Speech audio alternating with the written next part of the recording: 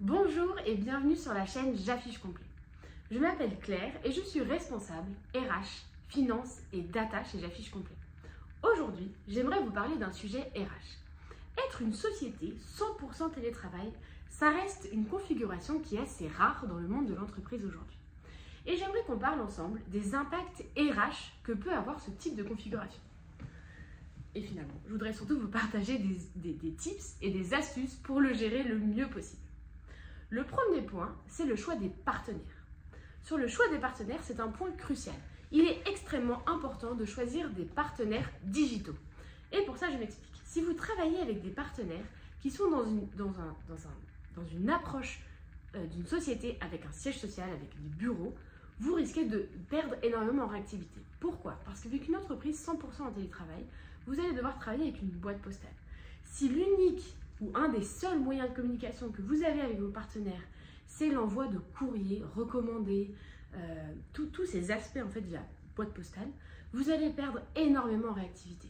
Parce que vous n'aurez pas du tout la capacité de répondre dans les délais face aux courriers que vous recevrez à votre boîte postale, qui vous seront ensuite transmis et que vous pourrez ensuite enfin traiter.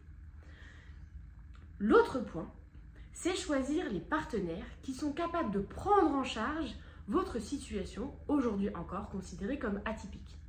Point précis et pourtant crucial, les visites médicales. Je vous laisse imaginer la gestion que représentent les visites médicales pour une entreprise en télétravail où la totalité de l'équipe peut être répartie sur toute la France, voire même à l'étranger. Nous, on a fait le choix de travailler avec Medispace, une société qui propose des visites médicales en distanciel. Ça répond 100% à notre besoin. L'autre point dont je voulais vous parler par rapport aux partenaires, c'est bien s'entourer. Avoir autour de vous des partenaires qui sont capables de vous conseiller.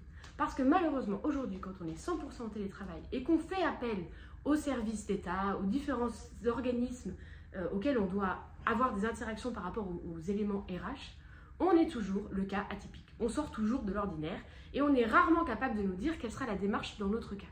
Si vous vous entourez de personnes qui auront la capacité d'analyser les lois, les différents éléments RH aujourd'hui qui existent, et vous dire comment vous devez y répondre dans votre contexte très particulier du télétravail, ça sera une aide majeure. Le deuxième sujet dont je voulais vous parler, c'était la vie RH quand on est en télétravail, et surtout l'enjeu de la communication.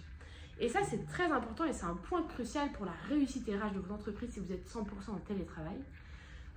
La première chose, c'est que quand on est en télétravail, ça ne doit pas être associé à quelque chose où on communique et on échange moins. On communique et on échange différemment. Et ça change tout. Pour moi, il y a deux éléments qui sont du coup majeurs à prendre en compte. C'est l'intégration des nouveaux arrivants et la communication au quotidien dans l'entreprise. Par rapport à l'intégration, il est clair, on le sait tous, quand on rentre dans une entreprise, on a besoin d'être entouré, d'être accompagné. Et la question, c'est comment on entoure et on accompagne, comment on est présent pour quelqu'un alors qu'on est totalement à distance. Pour ça, le point majeur, c'est d'avoir déjà plusieurs points d'entrée pour échanger avec la personne. La personne arrive, on va lui ouvrir son ordinateur. Si notre seul point d'entrée, c'est le mail qu'on lui a créé, ça va être compliqué. Donc, il faut tout de suite avoir deux possibilités de contacter la personne. Ensuite, faire une intégration avec beaucoup de présence. Commencer le premier jour avec plusieurs heures en visio, ensemble, où on partage, on présente, on installe tous les outils disponibles pour la communication. On explique comment communiquer en équipe. Revenir régulièrement au début vers la personne pour dire « est-ce que tout va bien ? Comment ça se passe pour toi ?» Voilà, ça c'est notre process d'intégration qui nous permet petit à petit d'accompagner la personne sur comment on échange et on communique en télétravail. Parce qu'effectivement, le mode d'échange et de communication en entreprise, on le connaît un peu tous finalement, de par nos expériences. On sait que bon, on va cogner au bureau du collègue. Voilà, on a des habitudes qui sont liées au fait qu'on a tous plus ou moins connu le travail en entreprise, physiquement parlant. Mais le travail 100% en télétravail, parce que c'est rare, on doit l'apprendre. Et c'est du rôle de notre entreprise. Le deuxième point, c'est la communication au quotidien. Finalement, comment on communique et comment on crée un environnement de communication dans l'équipe pour que le télétravail soit un point de force et pas un point de faiblesse. Pour ça, il faut avoir des bons outils. Il faut avoir des outils extrêmement digitalisés. Il faut avoir plusieurs outils de communication.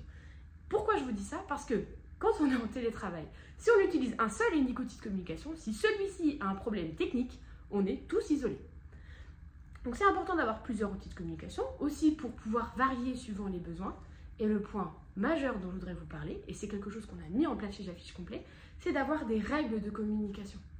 Moi, je vous partage en transparence. On a 3 outils de communication dans l'équipe. On peut échanger par WhatsApp, on peut échanger par téléphone, puisqu'on a des lignes téléphoniques qu'on met à disposition à chaque personne de l'équipe, et on peut échanger aussi via Teams, avec Microsoft.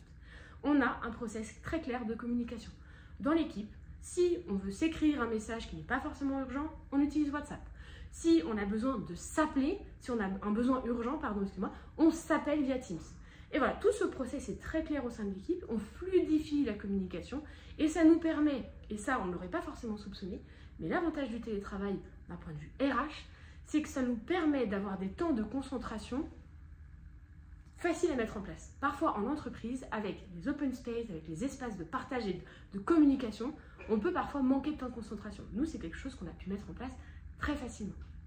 Je vous remercie d'avoir écouté cette vidéo et je vous dis à bientôt pour parler de nouveaux sujets.